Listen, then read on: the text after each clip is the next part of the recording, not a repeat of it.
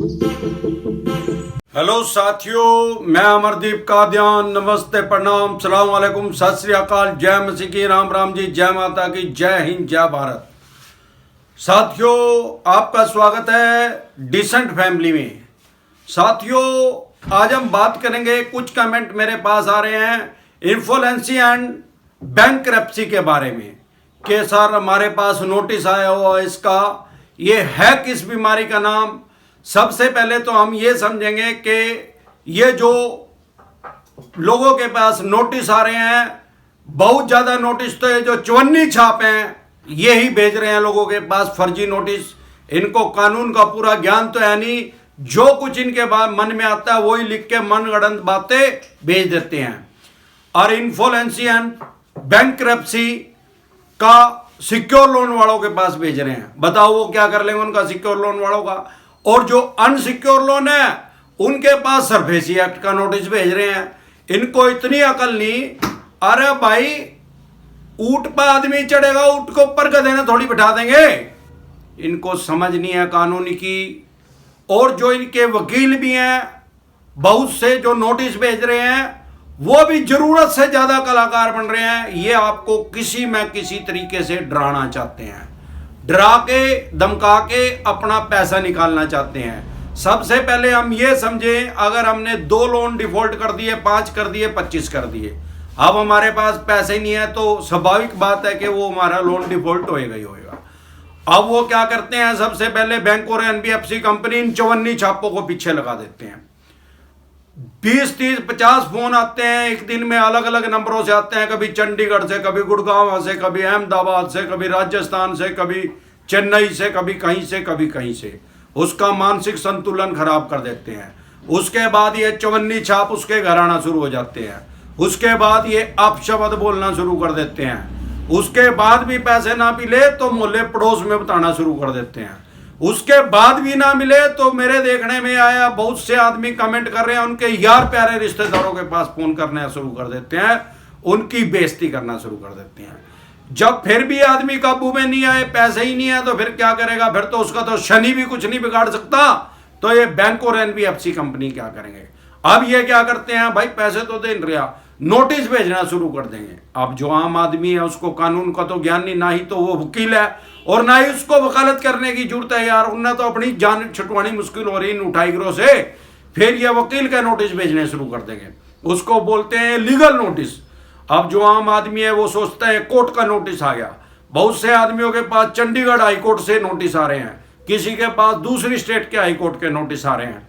अब वो आदमी ये समझता है कि यार मेरे पास तो हाईकोर्ट का नोटिस आ गया। भाई साहब, वो हाई कोर्ट का नोटिस नहीं है, वो जो हाई कोर्ट में वकील वहां पे बैठता है, जो बैंक के एनबीएफसी ने जिसको अपना वकील नियुक्त किया है, वो आपके पास नोटिस भेज रहा है। तो उससे डरने घबराने की जरूरत नहीं है। सबसे पहली बात तो अब ये अपनी टेक्निकल लैंग्वेज यूज करते हैं जो आम आदमी को समझ में नहीं आती। आपने कभी कोई लोन डिफॉल्ट होया हो, भगवान ना करे, तो आपको पता होगा, अगर 2-3 महीने हो गए तो आपके पास नोटिस आने शुरू हो गए। अलग अलग आदमी के पास अलग अलग नोटिस आते हैं और अलग अलग टाइम में अलग अलग धाराओं में नोटिस भेजते हैं। सबसे पहले ज्यादातर लोगों के पास भेजते हैं 25 या 138 जो चेक बाउंस में लगती है, 25 जो ईसीएस बाउंस में, वो खाली 25 लिख देंगे उसको जानबूझ के डराने के लिए। सेक्शन 13, उसके अलावा जो मेरे देखने में आया 406/046 420 भी लिख देते हैं। 420 क्या में लगेगी भाई? 420 कोई फ्रॉड कर दिया गया बैंक के साथ अगर मैंने किस्तें नहीं दी? क्योंकि कोरोना काल की वजह से 25 मार्च से जैसे सारा देश लॉकडाउन हो गया था, बिजनेस व्यापार काम धंधे लोगों के ठप हो चुके हैं। 50% से ज्यादा किसी का चल ही नहीं रहे हैं यार, तो पैसे देंगे कहां से? 12.25 करोड़ आदमियों की जॉब जा चुकी है, जिनकी लगी हुई है 50% से कम पे काम कर रहे हैं। 5% बिजनेस ऐसे हैं जो पूरे अपना यौवन पे आ चुके हैं, जितना कोरोना काल से पहले काम था उतना ही उनका चल चुका है। अब क्योंकि वैक्सीन आ गया, राम राम से देश भी खुल गया है, राम राम से काम चलने लग गया, लेकिन दोबारा फिर कोरोना की लहर आ रही है। भगवान ना करे कि दोबारा हमारा देश बंद हो। अगर देश बंद हो गया तो भाई साहब अब की बार तो मर ही जाएंगे। मेरे को यह नहीं समझ में आता कि मध्यम वर्गीय परिवार जो है वो किस्त भरने के लिए ही पैदा हुआ है क्या? मतलब वो सारी उम्र बिजली का बिल और ईएमआई भरते भरते वो मर जाएगा क्या? जब से मध्यम वर्गीय परिवार को मिला गया है, उसको वोट देने का अधिकार मिला है, जिस भी पार्टी को वोट देते हैं वो अपना घर भर लेते हैं। भाई क्या करें आम आदमी। अब जन्म से लेके मृत्यु तक टैक्स लगाया हुआ है इन्होंने। जब बच्चा जन्म लेता है, कहीं हॉस्पिटल में जाता है, वहां पे डॉक्टर का बिल देता है, जीएसटी लग गई भाई। जो सामान यूज होता है उसमें भी जीएसटी लग गई भाई। उसके बाद वो अपने घर आ जाएगा, कोई मिठाई लेके आएंगे, उस पर भी जीएसटी लगा रखी। बड़ी वाली दुकान पर ले आऊंगा तो टैक्स लगा के देगा भाई। उसके बाद थोड़ा बड़ा होएगा, साइकिल लेगा, जीएसटी लग रही भाई। उसके बाद स्कूटर, मोटरसाइकिल, कार, जीप लेगा, फिर जीएसटी लगी हुई है। अब कार के बनाने के जो प्रोडक्ट है उनमें जीएसटी लगी हुई है। लोहे के मटेरियल है, उस पर प्लास्टिक की बैटरी है, उस पर टायर है, उस पर ट्यूब है, उस पर सब चीज पे जीएसटी लगी हुई है। उसके बाद सेल टैक्स, उसके बाद जब गाड़ी वहां से ले ली तो रोड टैक्स, अब रोड टैक्स भी भर दिया। उसके बाद टोल टैक्स। मेरे को यह नहीं समझ में आता, जब रोड टैक्स भर दिया, रोड के ऊपर चलने के लिए टैक्स भर दिया, तो टोल टैक्स किस चीज का है? अरे यार वो सड़क के ऊपर ही तो लगा रखे, और सड़क पे चलने के नाम के उसने पैसे भर रखे हैं ना भाई दे। अब टोल टैक्स। अब ब्याह शादी करेगा अपने बालकों का, फिर टैक्स। बैंक में एफडी करवाएगा, 50,000 रुपए से ऊपर, 10,000 रुपए से ऊपर थी पहले तो अगर सीमा, फिर टैक्स। अगर उसने वहां से कमा लिए, सरकारी नौकरी कर ली, फिर टैक्स। जब हरिद्वार जाएगा, मर जाएगा, लकड़ी में भुकेंगे, वो लकड़ी वाले का टैक्स, क्योंकि उस पर भी टैक्स लगा रहा। एक टैक्स नहीं है बस। जब वो हरिद्वार में जो पंडे बैठे हैं, जो अपना वहां पे एंट्री करते हैं नाम, भाई अमरदीप कादियान मर गया, इसका नाम लिख दो, ये इसके बाप का नाम था, वो टैक्स नहीं ले रहे। पैसे तो वो ले रहे हैं, लेकिन उन्होंने छोट कर रखी है, वहां पे कोई जीएसटी नहीं लगा। लास्ट में जब हरिद्वार में जाएंगे तो वो टैक्स की छूट हो जाएगी। अब सवाल यही आ जाता है दोबारा दोबारा कि कितना किसी को दबाया जाएगा। इतनी तरह की उसके ऊपर धारा उसको बताई जा रही है। अरे भैया किसी को इतना भी ना डराओ कि डर ही खत्म हो जाए। इतना तो डरा दो कि सामने वाला डरा रहे। ये इतना डरा रहे हैं लोगों को, वो डर ही खत्म होता जा रहा है लोगों का। ये धारा लगेगी, वो धारा लगेगी। अब सवाल ये है कि सिक्योर लोन में सरफेसी एक्ट लागू हो जाएगा, ये अनसिक्योर लोन में भी सरफेसी एक्ट का नोटिस भेज रहे हैं।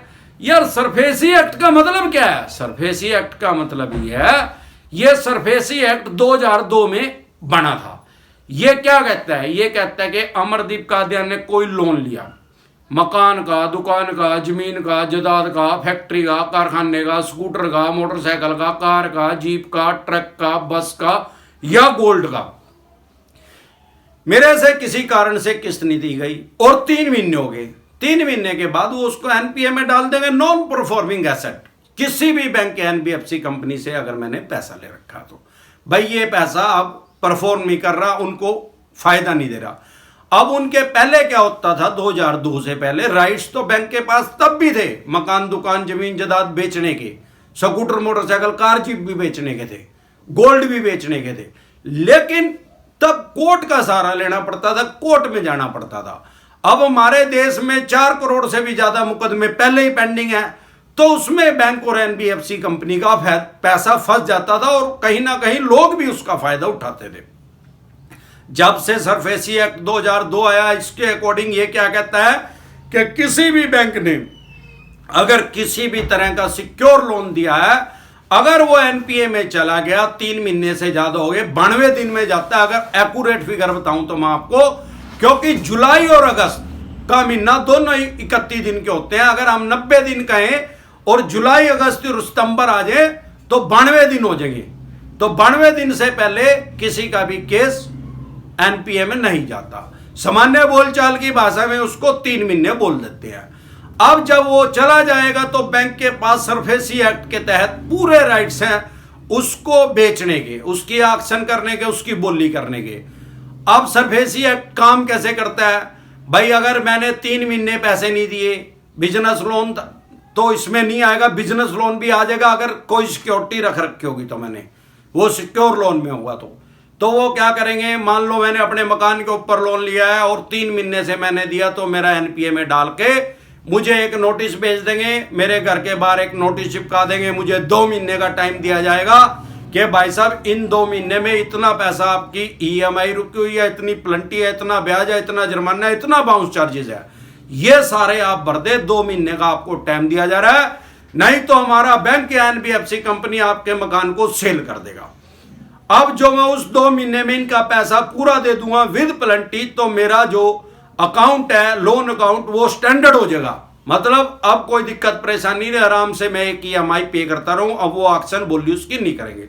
अगर उस 2 महीने में भी मैंने उनको पैसे नहीं दिए या मैं नहीं दे पाया, तो वो एक नोटिस और लगाएंगे, फुल एंड फाइनली उसको कह सकते हैं नोटिस को। 1 महीने का टाइम और देंगे, बार लगा देंगे मेरे घर के। उसमें क्या लिखा होगा, भाई हम इस तारीख को अमरदीप कादियान आपके मकान की बोली करेंगे, इस तारीख को। और उसमें रिजर्व प्राइस भी रख देंगे। मान लो मेरे मकान का रेट है 50 लाख रुपए बाजार में, वो उसका 35 लाख रुपए लगा देंगे, क्योंकि उनको तो अपने पैसे सेव करने हैं, उनको मेरे से कोई मतलब नहीं है। वो कह देंगे भाई 35 लाख रुपए में हम सेल कर देंगे, मिनिमम प्राइस ये बेस प्राइस हमने रख दिया, इससे ज्यादा का बिकेगा तो हम ज्यादा का कर देंगे, नहीं तो हम इतने का कर देंगे, अब भी हमारे पैसे दे दे। उस 1 महीने में भी अगर पैसे मैंने नहीं दिए तो फिर बैंक के पास पूरे राइट्स हैं उसके एक्शन करने के, बोली करने के, और मेरे से मेरे मकान का कब्जा लेने के। या कोई स्कूटर मोटरसाइकिल कोई है तो उसको तो पहले ही रिकवरी एजेंट ले लेते हैं और उसकी एक्शन कर देते हैं। अब जो मकान, दुकान, जमीन, फैक्ट्री, दुकान की हम बात कर रहे हैं, तो जब वो 1 महीना भी चला जाएगा और मैंने उनका पैसा नहीं दिया, तो उनके पास पूरे राइट्स हैं, उसकी एक्शन कर देंगे, बोली कर देंगे। अब वो था 50 लाख रुपया, उन्होंने बेच दिया वो 36 लाख रुपए में, जितने की बोली लगी। अब मान लो उन्होंने मेरे से लेने 42 लाख रुपए थे, वो बिका 36 लाख रुपए का है, तो मैं उनको ये नहीं कह सकता कि भाई साहब मैंने मकान पे लोन लिया था और अब 50 लाख थे, 50 में से ब्याज भी लगा होगा, तो मैंने कुछ पैसा तो उनको दे दिया ना। अब मैंने 42 देने थे, 8 लाख तो मैंने सीधे ही दे दिए उनको, और कुछ मैंने ब्याज भी दे दिया। अब वो मेरे से 6 लाख रुपए और मांगेंगे सरफेसी एक्ट के तहत। भाई साहब आपका 36 लाख रुपए का मकान बिका, आपने देने 42 लाख रुपए थे, 6 लाख रुपए और दो, मेरे ऊपर एक सिविल का केस वो और करेंगे। अब मैं उनको ये नहीं कह सकता कि भाई साहब मेरा तो 50 का था, आपने तो 36 में बेच दिया, मैं तो ये और पैसे देता नहीं, मैंने तो इसी पे ही ले रखा था भाई साहब, मैंने तो मेरे तो वे पैसे भी गए यार जो आपको दे रखे थे, मैं अब और नहीं दूंगा। वो ऐसे मेरे पास कोई राइट्स नहीं है, वो बैंक के एनबीएफसी कंपनी ने शुरू में हमसे लिखवा रखा है। अब जो ये बैंकरप्सी एक्ट आ गया, ये तो बड़ी बड़ी कंपनियों के ऊपर ज्यादातर लागू होता है, क्योंकि हमारे देश में ये आया कब है, ये 2016 में आया है। ये जैसे अभी अनिल अंबानी के ऊपर लागू हुआ है, जो रिलायंस के मालिक हैं, मुकेश अंबानी के छोटे भाई हैं, और एक डीएचएफएल कंपनी आपने सुनी होगी, उसके ऊपर 85,000 करोड़ रुपए का लोन है, उसके ऊपर भी एक करप्सी लागू हो गया है। लेकिन अभी बाजार में 29 से 30,000 करोड़ रुपए की बोली लग रही है। जो ग्राहक है वो 29-30,000 करोड़ रुपए देने के लिए तैयार है, और बैंकों ने 85,000 करोड़ रुपए लेना है। अभी इसमें कुछ अमेंडमेंट भी की गई है, बदलाव भी किए गए हैं कि 1 करोड़ रुपए से जिसका कम का लोन होगा, अगले 6 महीने में उसको इसके तहत नहीं लाया जा सकता। अब ये कहता क्या है, काम कैसे करता है, जो उस कंपनी के एसेट होते हैं उनको बेच दिया जाएगा। 2016 से पहले भी कंपनियां बेचती थी, खासतौर पे बिजनेस लोन के ऊपर लागू होता है, तब भी ये सेल करती थी, लेकिन तब सालों लग जाते थे। उसके बाद 2016 में जब ये आया तो इसमें अमेंडमेंट करके इसमें जब ये नया बना दिया तो इसमें 4.5 साल का टाइम रख दिया गया। पर देखने में ये आया कि 4.5 साल में कभी भी सारी चीजों की उनकी बोली नहीं हो पाती, क्योंकि बड़ी बड़ी कंपनियों का बिजनेस, व्यापार, काम धंधा सारे देश में फैला रहता है। 10-10 साल भी लग जाते थे। उसके बाद फिर इसमें अमेंडमेंट होया, बदलाव होया कि भाई ये बहुत ज्यादा लंबा टाइम है। फिर इसमें 270 दिन का टाइम दे दिया गया कि 270 दिन के अंदर अंदर इसका सारा एसेट बेच के, जो भी इसकी प्रॉपर्टी है, जो ये अमरदीप कादियान मान लो पैसा नहीं दे रहा है बैंक और एनबीएफसी कंपनी का, तो उनका पैसा दे दिया जाए।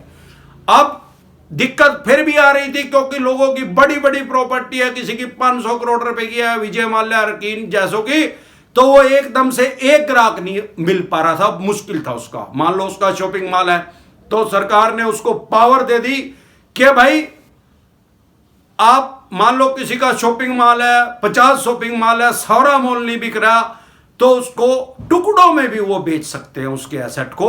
भाई एक एक दो दो दुकान करके रिटेल में उसको सेल कर दे और वो बैंक और एनबीएफसी कंपनी अपना पैसा ले ले। तो आम आदमी को इससे घबराने की जरूरत नहीं है, ना ही इससे सरफेसी एक्ट से ना किसी और एक्ट से। अगर आपका कोई अनसिक्योर लोन है तो अनसिक्योर लोन डिसेंट एडवाइस लिख के वीडियो देख ले, आपको इस समस्या का समाधान हो जाएगा। सिक्योर लोन है तो सिक्योर लोन लिख के डिसेंट एडवाइस लिख के यूट्यूब पे वीडियो सर्च करें, आपकी जो भी दिक्कत परेशानी है उसका समाधान हो जाएगा। ये 13825 इनसे ना डरे। कोई भी किसी भी तरह का नोटिस आए हमारे पास कमेंट करें, हम आपको उसकी डिसेंट एडवाइस देंगे। इसी तरह की या किसी भी तरह की कोई भी दिक्कत परेशानी आपके किसी भी यार प्यारे रिश्तेदार को हो या आपको हो तो आप कमेंट करें। नमस्कार।